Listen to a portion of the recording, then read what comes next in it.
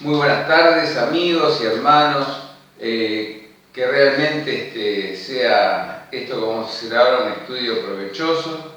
Es el capítulo 18 del libro de Proverbios, correspondiente a la serie de estudios bíblicos que hacemos con la Iglesia Evangélica Bautista del Barrio Norte. Entonces, tenemos hoy un capítulo que es más corto que los anteriores, pero bastante sustancioso y en general, tratando de ordenar los versículos, se enumeran interesantes actitudes diversas, y cuando hablamos de actitud hablamos de algo que es interno y algo que tiene que ver también con la acción. La actitud abarca más que la acción, ¿no es cierto? Actitudes generales. Luego habla muy bien el texto acerca del habla, de nuevo, vuelve a decir algunas cositas con respecto al habla, también con respecto a la relación con los bienes materiales, y dos versículos que hablan acerca de Yahvé. Así que, así ordenados, vamos a ir leyendo el capítulo 18 de Proverbios, que lo voy a hacer de la Biblia de las Américas porque me ha parecido una traducción muy buena de este texto. Dice así: el que vive aislado busca su propio deseo. Y aquí sería más en el hebreo, busca deseo. Contra todo consejo se encoleriza.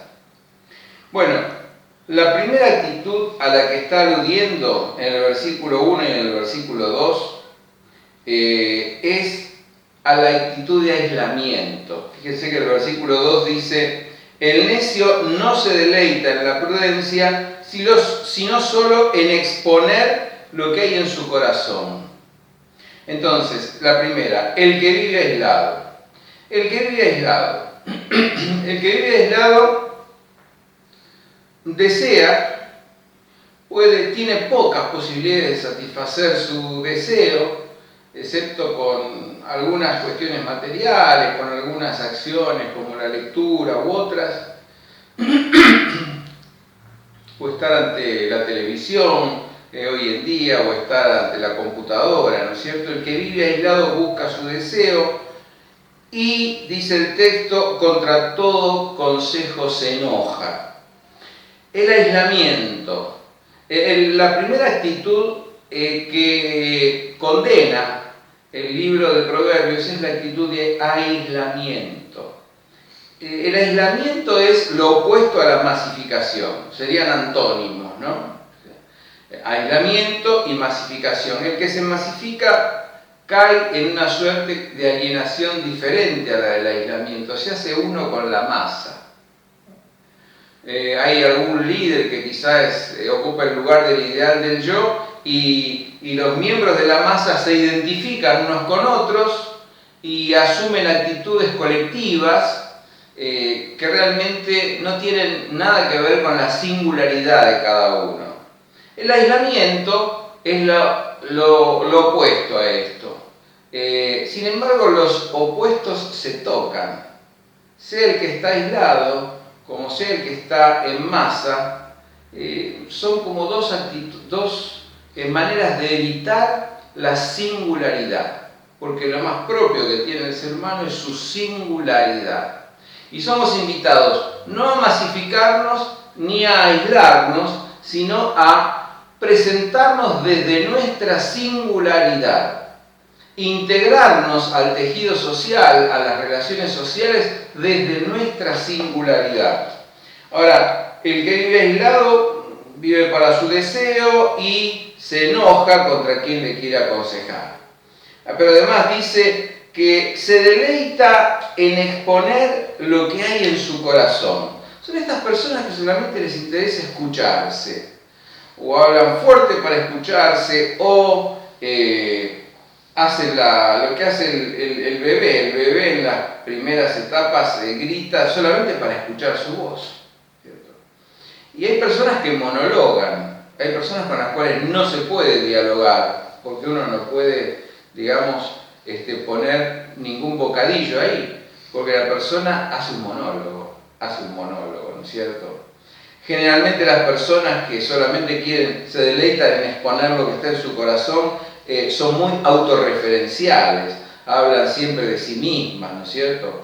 Y marcan presencia, queriendo siempre como ser el centro. Exponen sin ningún tipo de restricción lo que está en su corazón, pero siempre como que quieren ser el centro. Me comentaba mi hijo mayor que hay una compañera en su trabajo que normalmente tiene que exponer uno, tiene que exponer el otro, y la compañera interrumpe la exposición que va a hacer él. Las personas que siempre quieren estar un poquito en el centro, exponer continuamente lo que está en su corazón. Primera actitud que se condena, el aislamiento. Segunda actitud, la actitud de provocación. Una cosa muy fea, bastante intolerante, por lo menos es lo que yo personalmente menos tolero, es la provocación. Cuando uno es provocado directamente,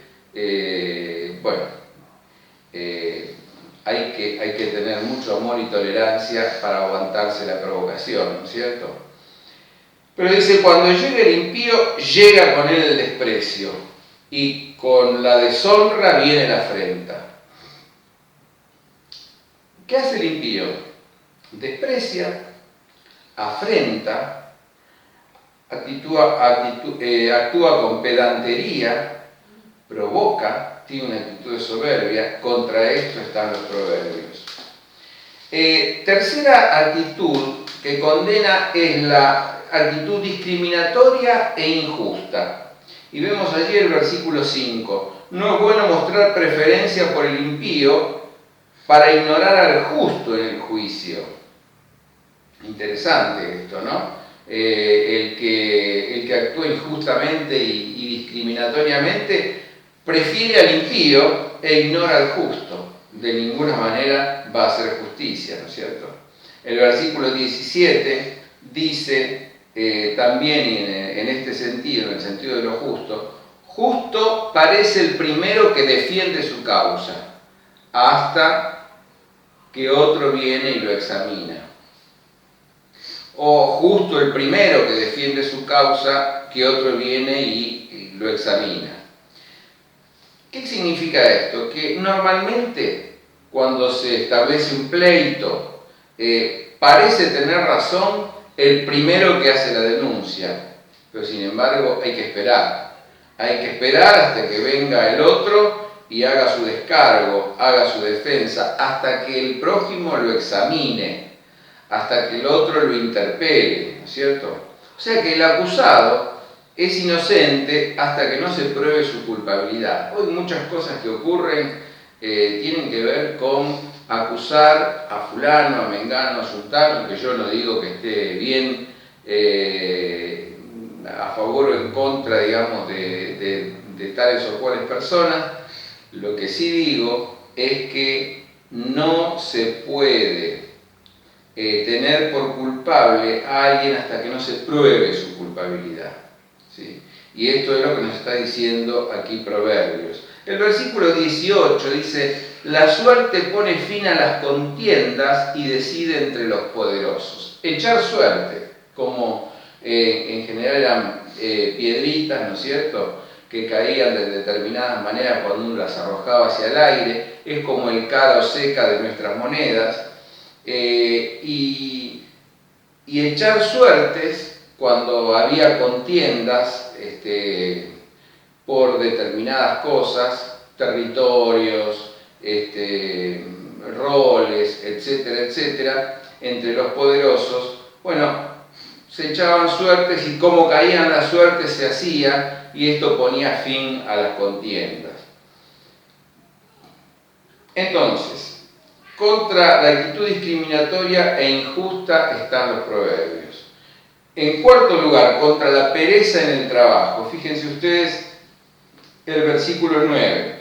También el que es negligente en su trabajo es hermano del que destruye. O sea, que el libro de Proverbios pone la pereza al lado de la destrucción. Porque el perezoso, el negligente, el descuidado, el que no se ocupa, es lo mismo que el que destruye.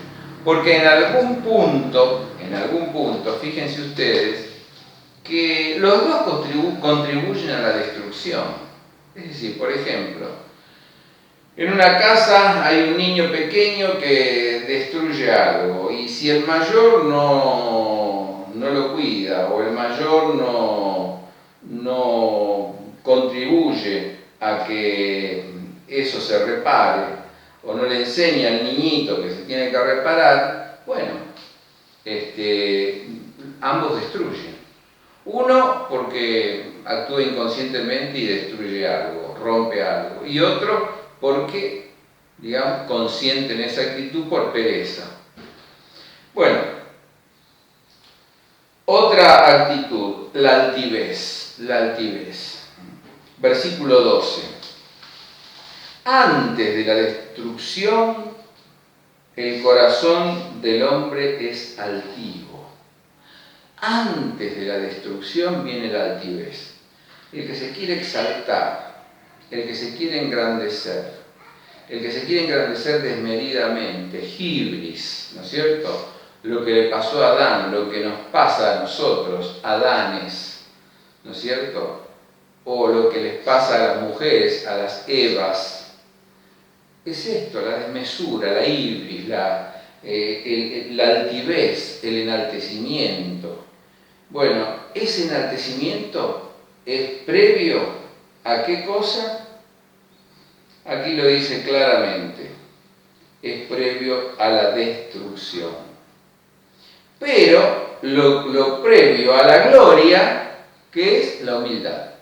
¿Ven? Aquí tenemos una antítesis, un proverbio antitético. Luego también los proverbios hablan acerca del desánimo, fíjense, versículo 14, interesante. El espíritu del hombre puede soportar su enfermedad, pero el espíritu abatido, deprimido, ¿quién lo puede sobrellevar? Es interesante la pregunta retórica que hace, ¿no es cierto? Una persona de buen espíritu y sobrelleva una enfermedad, hasta una enfermedad terminal, la puede sobrellevar. Ahora, el que se deprime, el que está quebrantado espiritualmente, anímicamente, ¿y quién lo sobrelleva? No puede sobrellevarse él a sí mismo, no pueden sobrellevarlo otros, no puede sobrellevar nada de lo que le pasa. Entonces, los proverbios nos invitan a ser valientes ante situaciones peligrosas, ¿no es cierto? A mantener el ánimo en alto ante situaciones desafortunadas. Los proverbios nos invitan a permanecer en pie, a estar íntegros, ¿no es cierto?, ante distintas situaciones, a no perder el ánimo. Ese es el punto. Otro consejo es contra el resentimiento. Fíjense ustedes que el versículo 19 es claro, dice, el hermano ofendido es como una ciudad fortificada, o si uno quisiera agregarle un sentido, diría, el hermano ofendido es más difícil que ganar una ciudad fortificada, y las contiendas son como cerrojos de la fortaleza. Fíjense, el que se ofende es muy difícil de ganar. El que se ofende es muy difícil de volverlo a tener como un amigo. El que se ofende se cierra, el perdón es difícil. El mismo José, que perdonó a sus hermanos, les hizo las 1001 antes de poder perdonarlos. ¿Por qué? Porque el perdón es difícil, ¿no es cierto? Entonces el ofendido se cierra, aquí dice el texto, ¿no? Son como cerrojos las contiendas, cerrojos de fortaleza. Bien, y la otra reflexión que hace, que es interesante, es en relación a la amistad. Fíjense ustedes el versículo 24, contra los falsos amigos, dice, el hombre de muchos amigos se arruina, o el hombre de amigos se arruina, pero hay amigo más unido que un hermano. Interesante, ¿no? Hay amigos de todo tipo. Hay amigos que vienen en un momento determinado, ¿no es cierto? Hay amigos que vienen cuando todo nos va bien y que desaparecen cuando todo nos va mal. Hay amigos que mientras nosotros estamos de acuerdo a sus ideales, son amigos, pero cuando los desilusionamos por algo dejan de serlo. Bueno, pero sin embargo, dice el texto, hay amigos fieles y leales, y más unidos que un hermano. Interesante el texto, ¿no? Acá. Bien, vimos entonces recién algunas actitudes que el texto nos invita a dejar. La actitud de aislamiento, de provocación, de desprecio, de afrenta, la actitud discriminatoria e injusta, la actitud de pereza, la actitud altiva, la actitud de desánimo, la actitud de resentimiento, la falsa amistad, ¿cierto? Todo esto el libro muy sucintamente nos enseña a que tenemos que descartar, ¿no es cierto? Ahora, algunas cositas generales en relación al habla. Versículo 4 dice así: aguas profundas son las palabras de la boca del hombre, arroyo que fluye, la fuente de sabiduría. Aguas profundas son las palabras de la boca del hombre y arroyo que fluye, la fuente de sabiduría. Una cosa son las palabras del hombre y otra cosa son la fuente de sabiduría. Son como dos cosas antinómicas. La palabra del hombre es la que surge de él, fuera de su relación y de su comunión con Dios. Bueno, y dice, son como aguas profundas, como aguas desconocidas, como aguas turbias, como aguas que no se conocen. Sin embargo, la sabiduría, las palabras de sabiduría, son como arroyo que fluye, como aguas saltarinas y cantarinas, ¿no es cierto?, que fluyen, que son transparentes, ¿no? Interesante la metáfora antinómica que tiene aquí el texto. El versículo 6 dice, los labios del necio provocan contienda y su boca llama a los golpes. O sea, son labios provocadores, son labios contenciosos y son labios que buscan, de alguna manera, pasar a la pelea, pasar al golpe, pasar a la acción física de pelear, ¿no es cierto? Versículo 7, dice el texto, la boca del necio es su ruina y sus labios una trampa para su alma. Interesante esto, ¿no? La boca del necio es su ruina, es su ruina. Versículo 8. Las palabras del chismoso son como bocados deleitosos que penetran hasta el fondo de las entrañas. Es como si el chisme en ciertos ambientes fuera algo rico, ¿no es cierto? Fuera algo deleitoso y que llega hasta el fondo de las entrañas, porque cuando una persona es ensuciada a través de un chisme, realmente esto queda en la mente del que recibe el chisme. Y ya esta persona queda afectada. Y entonces el chisme llega hasta el fondo de las entrañas, ¿no es cierto? Aunque aparezca un bocado deleitoso, nosotros tenemos que huir del chisme, huir de la mesa de los chismosos, huir de la compañía de los chismosos. El versículo 15, en este sentido, complementa maravillosamente diciendo, el corazón del prudente adquiere conocimiento y el oído del sabio busca el conocimiento. El oído del sabio no busca el chisme, el oído del sabio busca el conocimiento. Es algo muy diferente. Y el corazón del prudente busca justamente la sabiduría. Fíjense ustedes que es interesante el contrapunto que se marca, ¿no? Ahora, el versículo 9 es maravilloso. Fíjense lo que dice. Dice, también el que es negligente Perdón.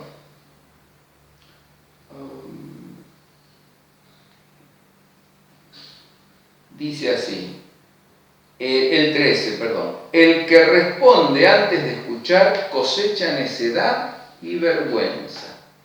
El que responde antes de escuchar cosecha necedad y vergüenza.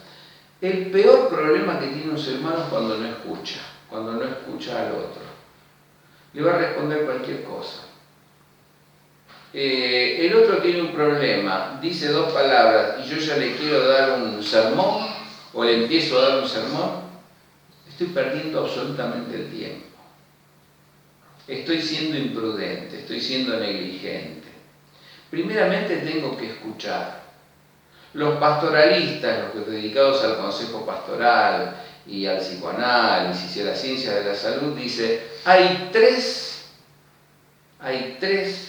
condiciones para un terapeuta. La primera, escuchar. La segunda, escuchar. La tercera, escuchar.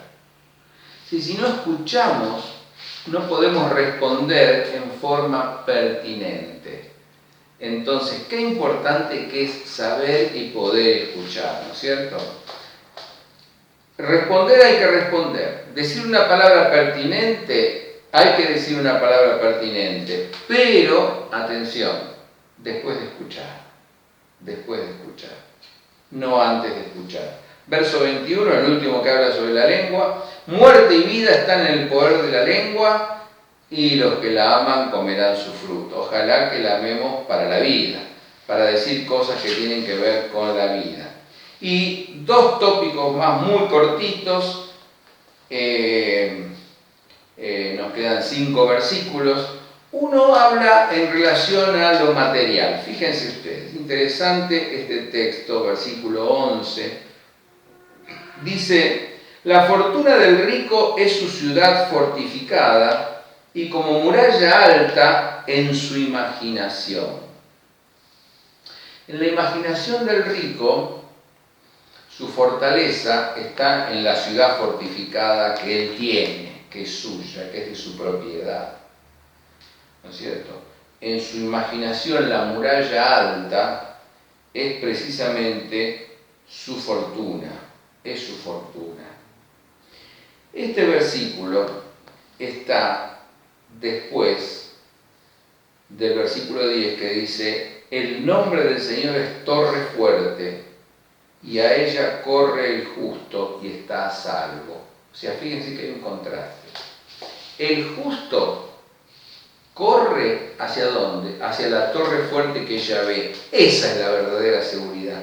Ahora, la seguridad imaginaria del rico es la ciudad fortificada, las murallas altas, es lo material. Hermanos, lo que está diciéndonos aquí es, no nos hagamos seguridades imaginarias. Nuestra verdadera seguridad está en el Señor.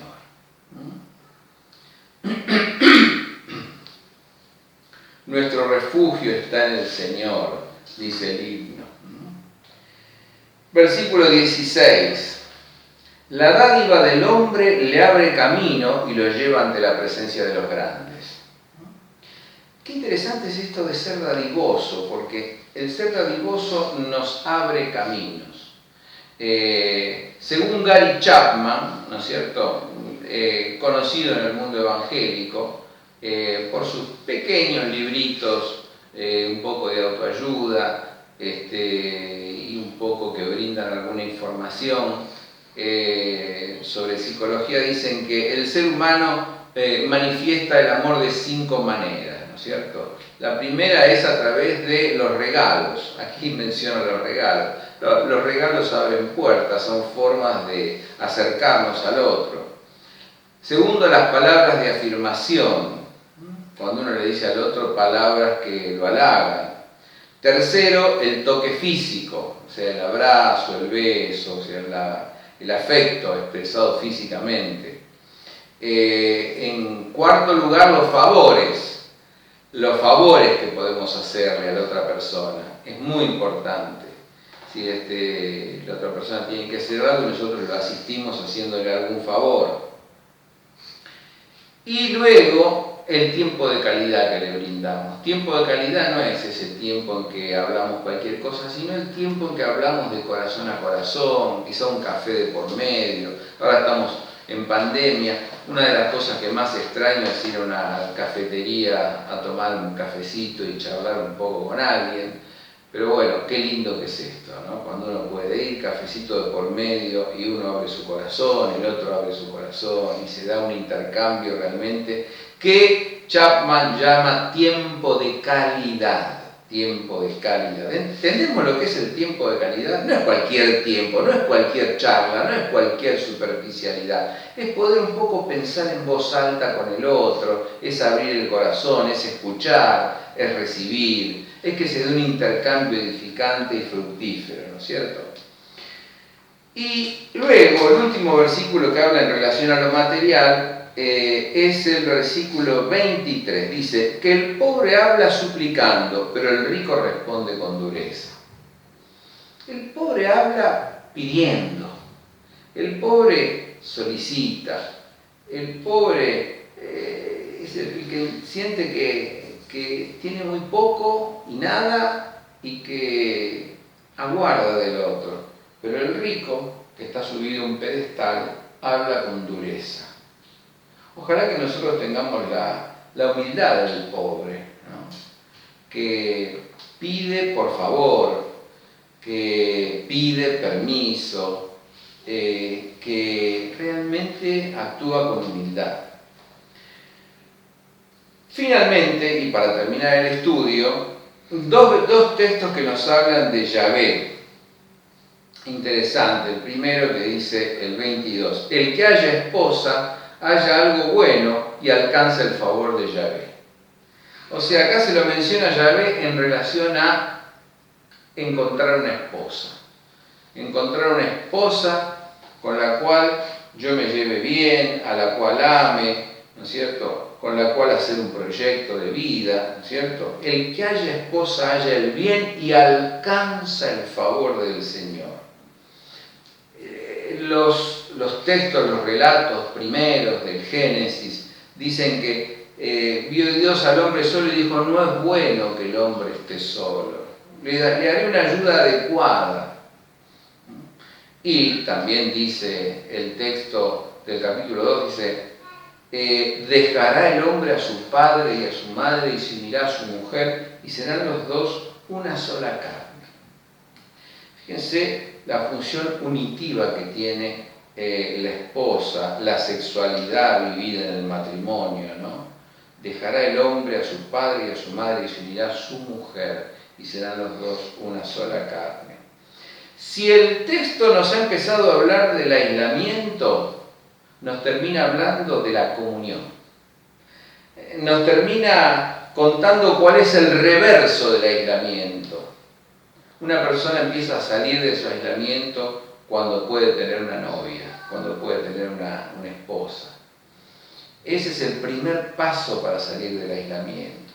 Fíjense ustedes que avanzado el texto nos habla de los buenos amigos, de los amigos leales, del que haya esposa, haya el bien y haya el favor del Señor, alcanza la gracia de Dios, ¿no es cierto? Es decir, que hay que salir del aislamiento a través de las amistades, a través de una novia, a través de una esposa. Hay que animarse a dar pasos en la vida en función de la comunión, saliendo del aislamiento. Y el versículo 10 finalmente dice, el nombre del Señor es torre fuerte y a ella corre el justo y está a salvo. ¿Cuántos sermones habremos escuchado de Proverbios 18:10? Bueno, yo no menos de 5, por lo menos, en mi vida, ¿no es cierto? Torre fuerte, dice el texto, es el nombre del Señor. Y a ella, a esa torre, corre el justo y está a salvo. El justo sabe que su refugio es el Señor. El justo sabe que su roca firme es el Señor. Su alto refugio es el Señor. Y al Señor vamos en los momentos difíciles. y al Señor agradecemos en los momentos de alegría. Y con el Señor estamos en todos los momentos de la vida. Que así sea, que el Señor nos bendiga y cumpliéndose los 30 minutos damos por finalizado este estudio bíblico con una oración a nuestro Dios. Inclinamos las cabezas y oramos. Señor, queremos agradecerte la gran dicha y posibilidad de haber escudriñado tu palabra y recibir como siempre de ella luz y buenos consejos para tener una buena actitud en la vida, para salir del aislamiento, del resentimiento, de las actitudes de pedantería y de arrogancia, para depender de ti, para acudir a ti, para encontrar a aquellas personas en la vida, amigos, amigas, esposa, esposo, que realmente sean de bendición y permitan que el camino de la vida esté signado por la felicidad y por la dicha que viene de ti.